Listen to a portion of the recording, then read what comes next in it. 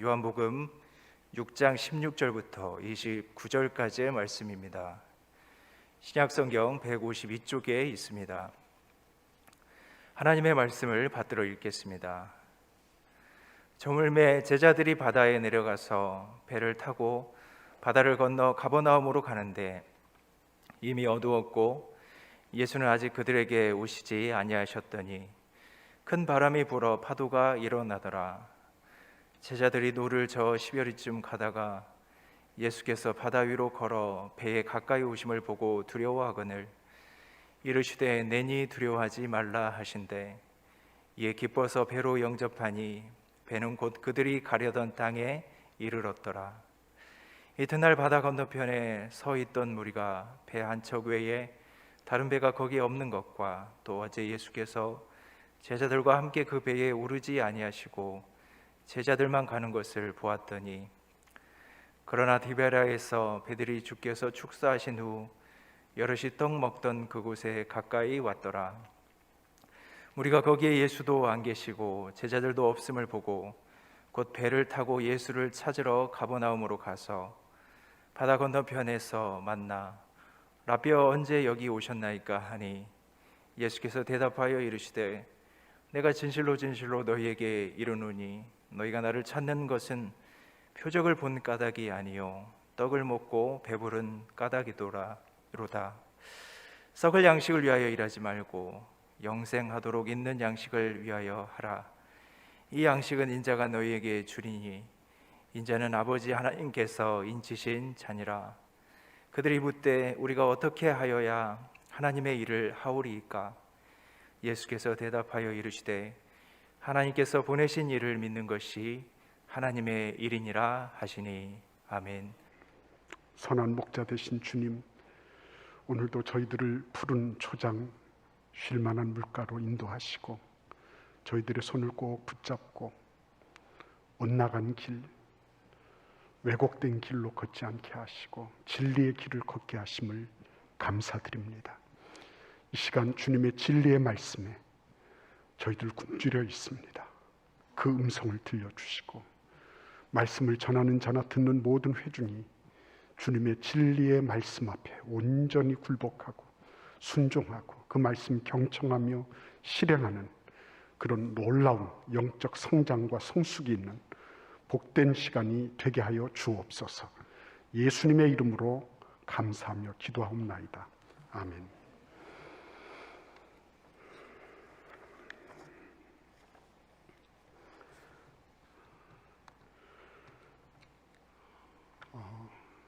동남아시아 국가 가운데 타일랜드는 우리나라보다도 훨씬 앞서서 자동차 산업이 일어났던 곳입니다. 지금도 세계 12위에 해당되는 그런 자동차 산업 국가이기도 합니다. 우리보다 훨씬 앞서서 1960년대부터 시작을 했지만 그럼에도 불구하고 참 놀라운 것은 아직도 엔진 한 대를 만들어내지 못한다는 것입니다. 그들이 컨셉카를 하나 만들어내지 못하고 있다. 그 개념 설계가 돼 있는 그런 컨셉카를 만들지 못하고 있다라고 하는 것은 이거는 참 놀라운 일이 아닐 수가 없습니다. 우리나라는 여러분이 아시다시피 깡통을 펴서 리벳을 받고 그리고 이렇게 저렇게 미군 부대에서 흘러나온 엔진을 갖다 붙이면서 만든 시발 자동차, 그거로부터 시작을 해서 길고 험난한 길을 거쳐왔습니다. 지금은 세계 5대 자동차 대국이 됐습니다. 엔진도 만들고 그리고 우리나라는 나름으로 자동차 기술에 있어서 상당한 기술력을 자랑하는 그런 국가가 됐습니다. 이유가 어디에 있을까요? 여러 가지가 있겠죠. 그러나 가장 중요한 것, 태국은 빨리 자동차를 만들고 싶었어요. 빨리 결과를 보고 싶었습니다. 그래서 일본으로부터 독일로부터 자동차 플랜트를 들여오고 엔진도 들여오고 나사도 볼트도 이런 것들도 다 들여오고 자기들이 한 일은 조립한 것밖에 없습니다. 그래서 완성된 차는 빨리 만들어냈어요. 그러나 그들은 자동차 안에 들어가는 세부 설계, 그것이 어떻게 만들어지는지에 대해서는 별로 관심도 없었고 그것에 마음을 쏟을 그런 정신적인 여유도 없었습니다. 그렇게 해서 60년을 온 거예요. 오랜 시간이 거쳤습니다. 그런데 그들은 아직도 힘들어요. 이제는 전기 자동차로 환승하려고 한다는 그런 뉴스를 보게 되는 겁니다. 신앙생활도 마찬가지 아니겠습니까? 완성차, 이렇게 겉으로 볼 때는 다 완성차예요. 근데 그 안에서, 그 안에 메커니즘이 어떻게 되고, 세부적으로 시트는 어떻게, 안전을 위해서 어떤 조향장치를 달고, 어떤 타이어를 달고, 엔진은 어떻게 해야 되고, 기름을 절감하고, 또한 그런 일들을 위해서 어떤 무엇이 필요한가 하는 피땀 흘린 그런 과정을 거쳤느냐 안 거쳤느냐. 신앙생활 다를 바가 없고 인간 세상 살아가는 게 별로 다를 바가 없는 것입니다. 트럼프 대통령이라는 전 대통령이 있습니다. 그 사람이 이런저런 구설에도 오르고 욕도 많이 들어먹고 있지만 한 가지 잘하는 거, 그거는 미국의 제조업, 바깥으로 다 나갔던 제조업을 다시 불러들인 겁니다. 메이킹 인 아메리카 해서 우리 미국에서 만든다. 바깥으로 나가 있던 기술력, 바깥으로 나가 있던 그런 모든 그런 플랜트들, 이런 것들 다 다시 미국으로 가지고 와라. 여기에서 만들자. 이유가 어디에 있습니까? 자기들이 그걸 만들지 않고 바깥에 다 줘버렸더니 바깥쪽에서 문제가 생겼다 그러면 아무것도 할 수 없는 거예요. 아무것도. 자기들이 중국에다가 기술을 줘봤어요. 그랬더니 그 기술 가지고서 나름으로 자기들이 응용하고 거기에 덧붙이면서 점점 부가가치를 높이고 가격을 높이고 나중에는 이제 배를 내밀면서 나 못해주겠다. 그러한 허점을 발견을 한 겁니다. 그래서 다시 다 돌아와라. 다시 다 돌아와라. 여러분, 오늘 이 예수님에 대한 이 부분은 특별히 우리에게 많은 것을 시사합니다. 왜 시사하냐면 우리도 이럴 때가 많거든요. 예수님 언제 여기 오셨습니까? 그랬어요. 벳세다 들녘에서 예수님께서 아이 도시락을 가지고 사람들을 먹이셨습니다. 사람들이 깍했죠. 야, 정말 우리의 왕이 나타나셨다. 우리를 구원할 왕이 나타나셨다. 이렇게 생각을 했어요. 근데 예수님은 그걸 다 뒤로 하시고 홀로 산으로 올라가시면서 마가복음 4장에 보시면 그랬어요. 제자들 보고 너희들은 저쪽 맞은편 가버나움으로 가라. 그렇게 명령을 해놓으시고 예수님은 기도하러 가신 거예요. 근데 그 다음날 난리가 났습니다.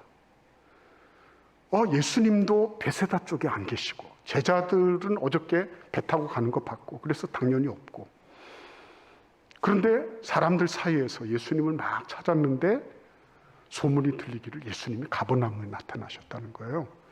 그러니까 사람들이 전부 그곳으로 배를 타고 이동을 했습니다. 예수님 만나서 예수님 언제 여기 오셨습니까? 예수님 밤새 걸어오셨습니까? 안 그러면 축지법을 써가지고 왔습니까? 어떻게 왔습니까? 모르죠. 그 사람들은 모릅니다. 그 사람들은 모를 수밖에 없는 거예요. 왜 그렇죠?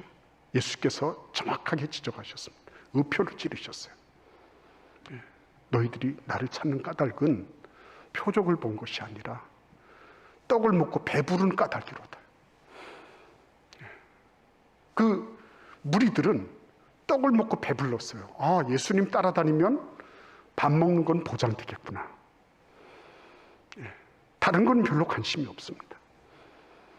예수께서 행하셨던 그 오병이어의 기적이 무엇을 의미하는지에 대해서 그들은 별로 관심이 없었어요. 그리고 예수님이 갑자기 가버나움에 나타나셨다고 하니까 당황스러운 거죠. 어저께 틀림없이 저쪽 뒷산으로 가신 거 봤거든요.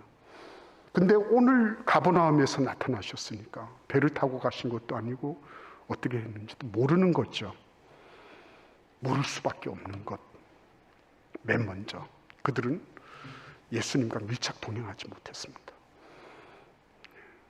제자들은 그 과정이 어떻게 됐는지를 아는 거죠. 어떻게 됐죠?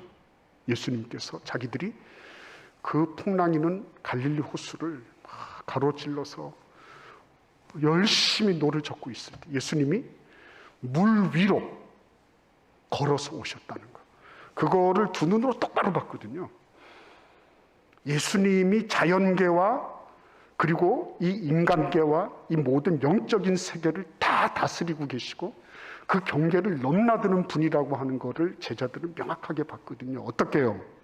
어떻게 봤습니까? 예수께서 그들에게 말씀하신 걸 보고 우리 같이 한번 마가복음 4장을 읽어보도록 하겠습니다.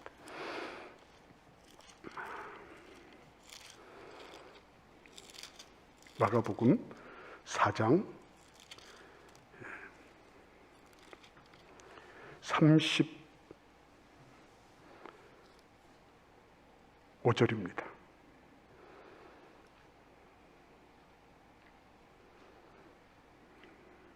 마가복음 4장 35절. 우리 한번 같이 읽어볼까요? 그날 저물 때에 제자들에게 이르시되 우리가 저편으로 건너가자 하시니 그들이 무리를 떠나 예수를 배에 계신 그대로 모시고 가매 함께 가더니 마태복음 14장도 같이 보시겠습니다. 마태복음 14장 22절 같이 보겠습니다. 읽겠습니다. 예수께서 즉시 제자들을 재촉하사 자기가 무리를 보내는 동안에 배를 타고 앞서 건너편으로 가게 하시고 무리를 보내신 후에 기도하러 따로 산에 올라가시니라. 저물매 거기 혼자 계시더니 그랬습니다. 앞에서 읽었던 그 내용하고 이 뒤에서 읽었던 이 내용은 앞에서 읽었던 것은 그 뒤의 얘기고 이 내용은 지금 오병이어의 그 말씀과 연이어서 연결되는 말씀이에요. 예수님께서는 제자들을 재촉하셔서 그 건너편 마을로 가게 하셨어요. 그리고 무리를 보내시고 해산시키시고 예수님은 홀로 가셨습니다. 무리들의 마음속에는 예수님을 빨리 붙잡아서 자신들의 왕으로 옹립하고 싶은 그런 굴뚝하던 마음이 있었어요. 그러나 예수님은 그거를 외면하십니다. 그리고 제자들에게 그렇게 명령하셨어요. 여기서 중요한 거는 제자들이 그 과정 속에 예수님의 말씀을 듣고 그 말씀을 이행하다가 그 과정을 알게 된 거예요. 자초지종을 알게 된 거죠. 처음부터 마지막까지 어떻게 해서 예수님이 벳세다에 계시다가 가버나움에 온지를 예수님 말씀 따라 이행하다가 알게 된 거예요. 그 과정 속에는 폭풍우도 일었고 그 과정 속에는 이런저런 많은 나름의 고생이 있었습니다. 그럼에도 불구하고 고생이 아닌 것은 예수께서 말씀하신 것을 따라 하다 보니 예수님이 그런 하나님이시라는 것, 이 모든 경계를 넘어드는 생과 사 그리고 시간과 영원 그리고 이 자연계와 이 영계 이 모든 인간의 세상의 한계를 뛰어넘는 그런 분이시라는 것을 그 예수 그리스도의 말씀을 이행하고 순종하다가 알게 된 거죠. 그러니까 하나님께서 사람을 부르실 때는 결과로 부르지를 않으세요. 어떤 분은 내가 죽기 전에 딱 내가 세상의 모든 낙을 누리다가 죽기 전에 한 5분 전이나 10분 전에 딱 예수 믿고 그리고 나는 곧장 천국 들어가겠다는 야무진 생각을 가지신 분들이 있더라고 보니까. 그게 그 생각대로 될지 안 될지는 모르겠지만 나는 이 세상에서 누릴 것 다 누리고 그리고 천국은 천국대로 가겠다 하는 이런 아주 괜찮은 그런 생각이에요. 근데 그것이 과연 그렇게 될까? 예수님은 우리를 과정으로 부르시고 계십니다.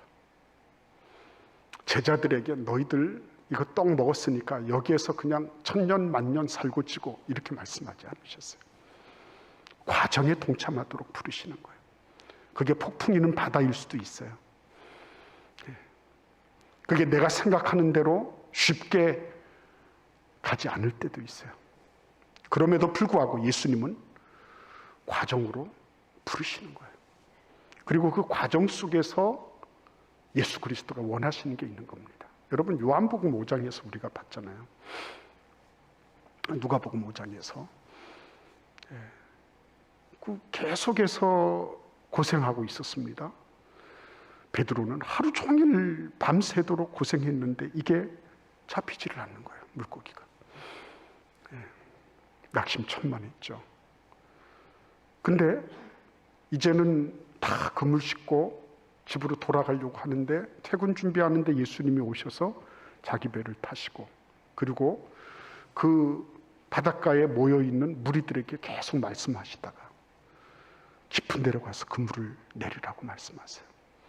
말이 잘 안 되는 거예요. 그때는 이제는 물고기도 다 퇴근하고 없고 그때 이제 해가 중천에 떠올라서 누구도 그물질하지 않아요. 그때는 뭐 고기 잡는 것하고는 전혀 관계없는 그런 시간인 겁니다.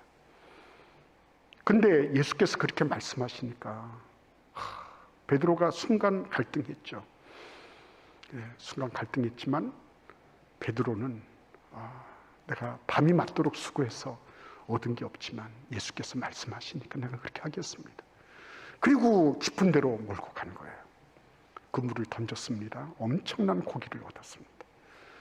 근데 엄청난 고기를 얻고서 베드로의 마음속에 기쁨 충만, 오늘 이번에 내가 정말 연봉 확 오르겠다, 이런 생각을 할 만한 때인데 예수님께 그랬죠. 예수님, 나를 떠나십시오. 나는 죄인입니다. 이렇게 하면 나는 죄인입니다.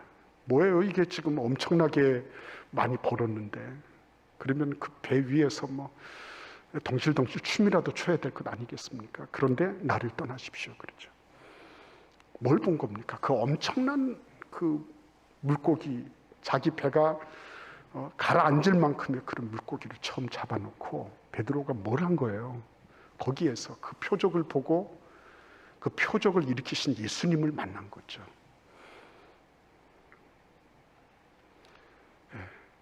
물고기 더미를 보면서 이 물고기 더미가 이루어진 그 처음 출발점, 그리고 그런 결과를 이루어내신 종착점이 되시는 알파와 오메가 되신 하나님을 그곳에서 뵌 거예요. 그러니까 표적은 근본적으로 하나님을 만나게 하는 그런 과정에 지나지 않았어요. 오병이어의 기적도 그것에 지나지 않았습니다. 사람들은 그 하나님을 만나러 가는 그 과정임에도 불구하고 내가 지금 결과를 얻었기 때문에 이 결과를 계속 유지해야 되겠다, 이렇게 생각을 한 거예요. 이게 어떤 의미인지 어떤 과정인지를 생각해 볼 그런 여유가 없었던 거죠. 베드로는 그 이후에 달라졌죠. 더 이상 고기를 잡을 수가 없었습니다. 더 이상 그 자리에 그는 고기 타령하고 몇 마리 잡았느냐를 가지고 계산하는 그런 사람이 될 수가 없었어요. 영원하신 하나님, 그분이 하시는 그것을 보면서 내 인생 여기에다가 할 게 아니구나, 여기다 바칠 게 아니구나, 그거 알았어요. 여러분, 그렇기 때문에 우리는 다들 그런 그 과정으로 인도함을 받고 있다는 것을 늘 생각하고 있어야 됩니다. 마가복음 4장 26절에서 29절 말씀을 보시면 또 이르시되 하나님의 나라는 사람이 씨를 땅에 뿌림과 같으니 그가 밤낮 자고 깨고 하는 중에 씨가 나서 자라되 어떻게 그리 되는지를 알지 못하느니라. 땅이 스스로 열매를 맺되 처음에는 싹이요 다음에는 이삭이요 그 다음에는 이삭의 충실한 곡식이라 열매가 익으면 곧 낫을 대나니 이는 추수 때가 이르렀습니다. 여러분, 예수님께서 씨 뿌리는 비유를 말씀하시면서 또박또박 하나하나 말씀하십니다. 뭘 말씀하세요? 땅이 열매를 맺는 과정을 하나하나 말씀하세요. 처음에는 싹, 다음에는 이삭, 그 다음에는 이삭의 충실한 곡식, 그 다음에는 추수. 이거를 하나하나 빠짐없이. 그러니까 사탄 마귀는 그런 과정을 건너뛰려고 하죠. 에덴 동산에서부터. 근데 흙으로 지어진 존재에게 야, 너 하나님 돼봐. 꽃이잖아요. 하루아침에 이 피조물이 창조주로 바뀌라고, 창조주로 둔갑하라고 꼬드기잖아요. 결과만 좋으면 다 좋으니까, 그러니까 너는 어떻게 해서든지 과정 건너뛰어. 항상 그렇죠, 사탄 마귀는. 정직한 게 있습니까? 거기에 자신의 노력이 있습니까? 그것에 무슨 대가 지불이 있습니까? 아무것도 없어요. 그냥 얻으면 되는 거야. 내 것 만들면 되는 거예요. 그런 과정들 하나도 필요하지 않아요. 하나도 필요하지 않아요. 예수님은 그 과정을 꼭꼭 씹어서 나가신 분이에요. 하나도 빠짐없이.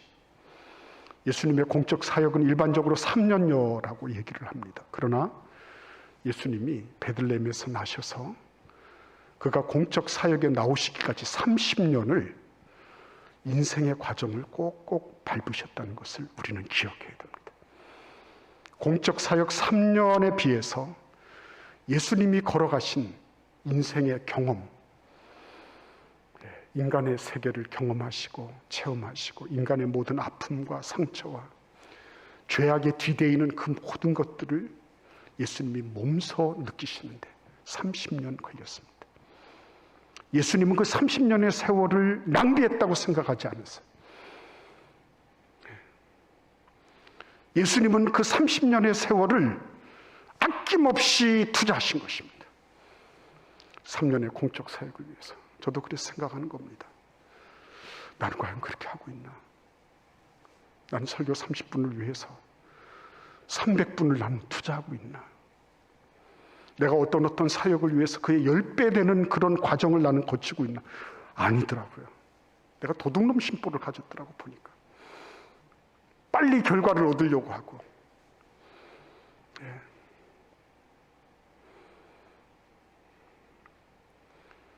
예수님은 과정으로 우리를 초대하고 계신 거예요. 제자들도 그 과정에 동참하다 보니 예수님이 누구인지를 알게 된 거예요. 베드로도 그 과정에 기꺼이 힘들어도 순종하다 보니 예수님이 어떤 분인지를 알게 되는 거예요. 어느 날 갑자기 하늘에서 툭 떨어지고 땅에서 확 솟아나고, 그래서 야, 하나님이 살아계시다. 하나님이 정말 이런 분이시다. 정말이 말씀입니다. 1달란트 받은 사람, 2달란트, 5달란트 받은 종들 있잖아요. 그들이 뭘 했습니까? 1달란트 받은 사람이 뭘 그렇게 잘못했어요? 자기 1달란트 받아가지고 혹시나 잘못될까봐 잘 묻어놨는데 뭐가 잘못된 겁니까? 5달란트, 2달란트 받은 사람은 즉시 나가서 장사했다는데 혹시 그러다가 투자한 거 회수하지 못하면 어떻게 하려고 그래요? 너무 무모한 거 아닙니까? 근데 하나님의 관점은 그게 아니에요. 2달란트, 5달란트 받은 사람이 나가서 한 게 뭡니까? 비즈니스에서 다시 2달란트, 5달란트를 남겼어요. 좋은 결과죠. 100% 수익을 얻었으니까. 그러나 하나님이 보시는 것은 무엇입니까? 그 과정을 해내는 거거든요. 그 과정을. 1달란트 받은 사람은 과정이 없는 사람이죠. 1달란트 받은 사람은 과정이 없는 사람이에요. 주인은 그 사람을 혼내킵니다. 그러니까 여러분, 우리가 아이들이 빨리 성적도 자라가고 뭐도 빨리 뭘 하기를 바라고 이러지만 사실은 더 중요한 게 뭐죠? 방향만 올바르면 그러면 이게 조금 느리더라도 언제까지 열매 맺는 거예요. 그거를 믿는 거예요. 조금 느리더라도. 비교 잘하니까 남들보다 좀 처지는 것처럼 보일 수도 있어요. 그러나 올바른 방향, 그 방향 설정이 말씀을 따라 그 아이의 재능을 따라 올바르게 돼 있다. 걱정할 필요 없는 거예요.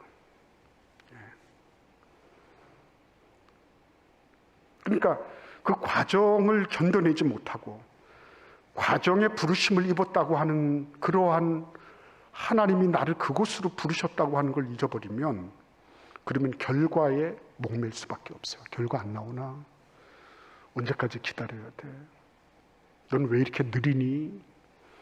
응? 다른 애들은 척척척척 이것도 저것도 잘하는데 넌 왜 그 모양이냐? 이렇게 되는 거죠.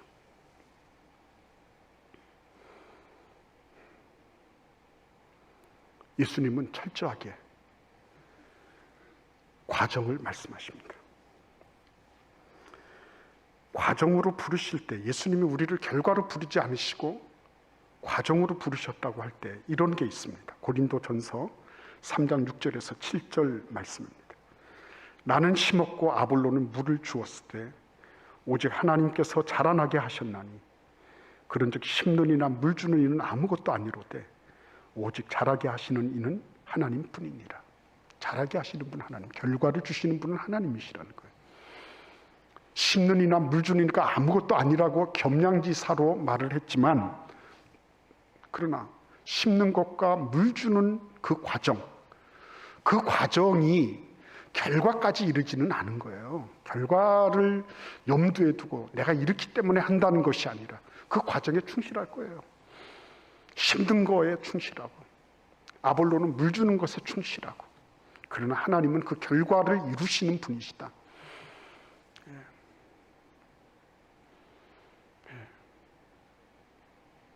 의사는 진료하고 하나님은 낫게 하신다 그랬죠.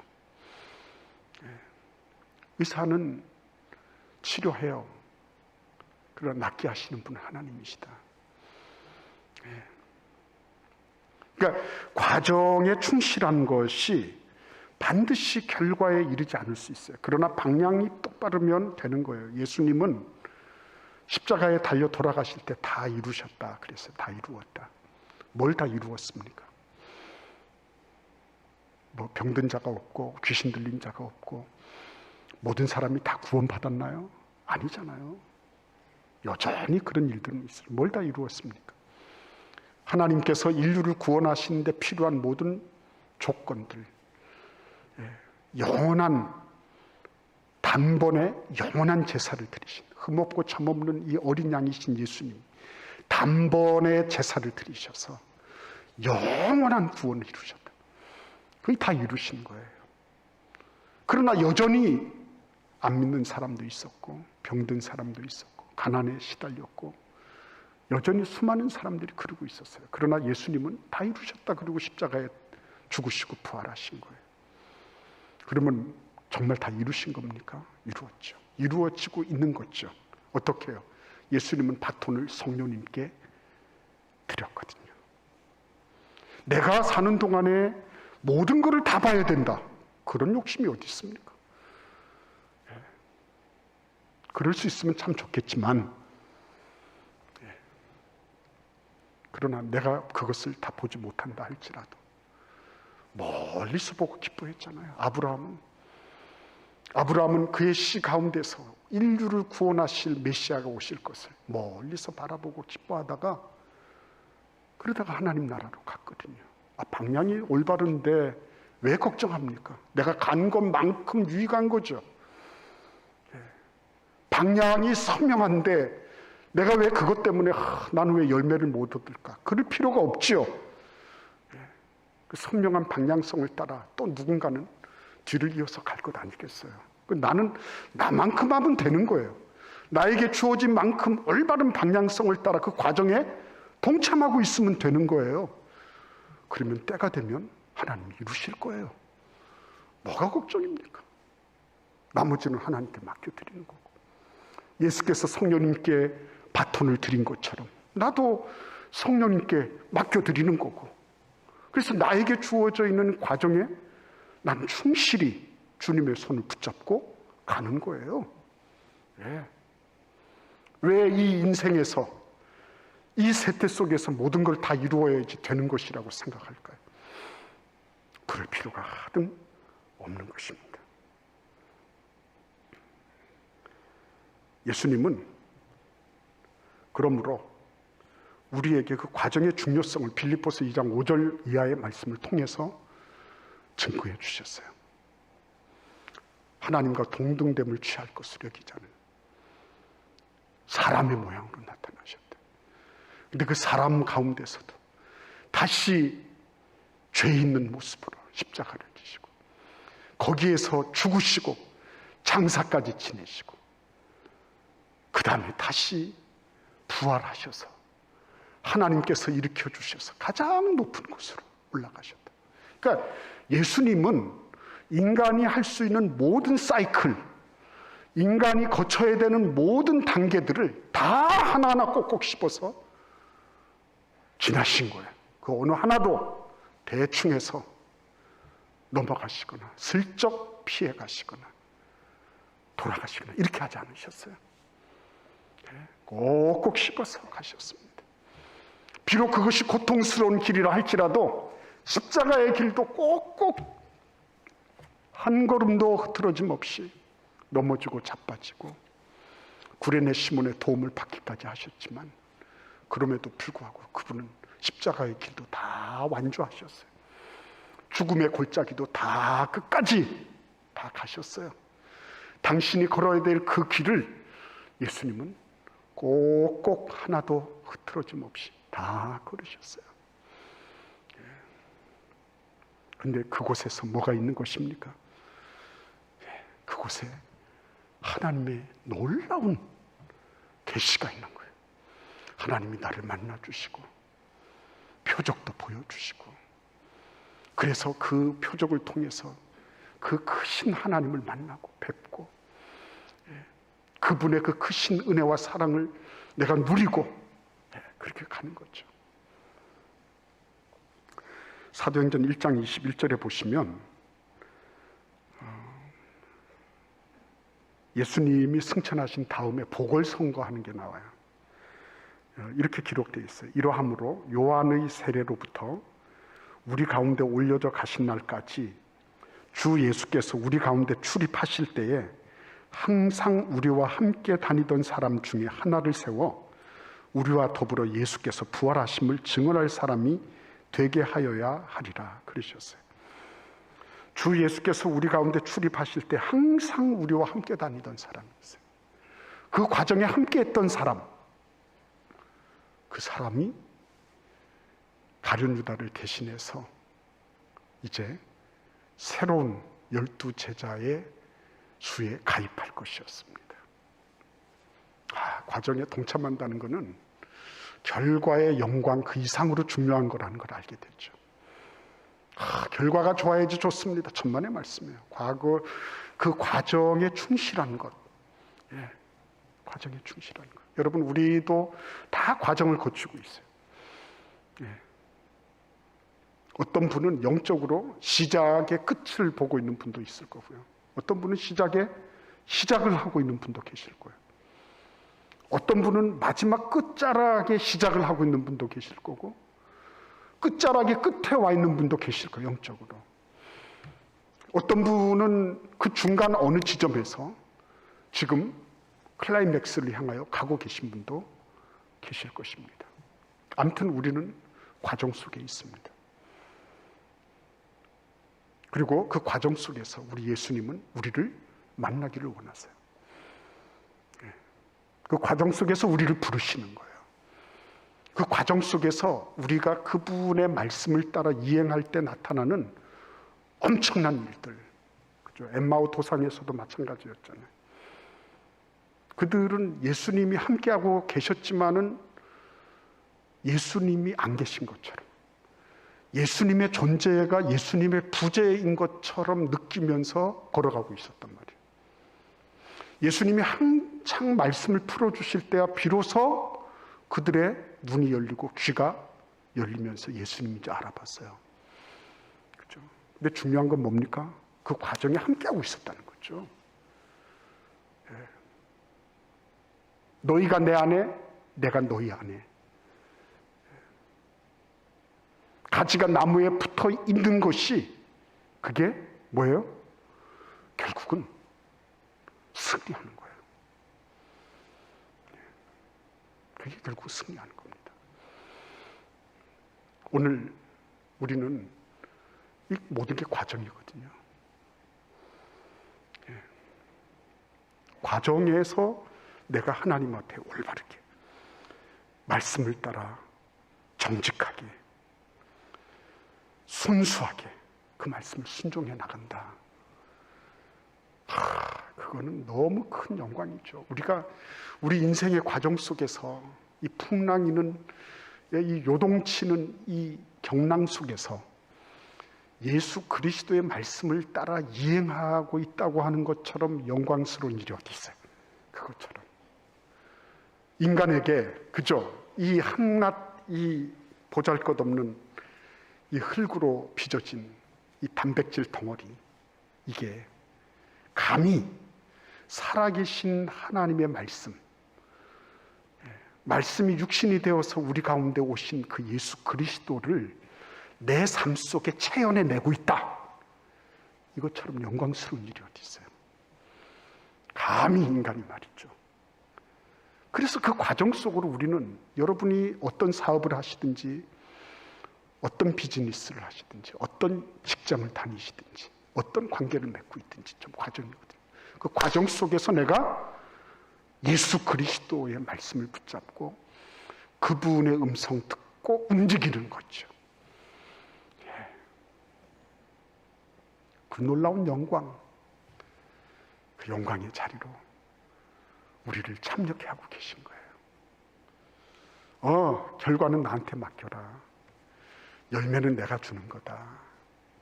너희는 과정에 충실해라. 오늘 우리의 삶 속에 이런 그 과정에 충실한 그런 귀한 열매를 맺는 축복이 우리 모두의 삶 속에 함께하기를 간절히 기원합니다. 기도드리겠습니다. 고마우신 주님, 과정에 충실한 곡식을 맺도록 우리의 삶 속에 우리 주님 모시고 그 음성 들으며 순종하며 살게 하여 주옵소서. 예수님의 이름으로 기도하옵나이다. 아멘.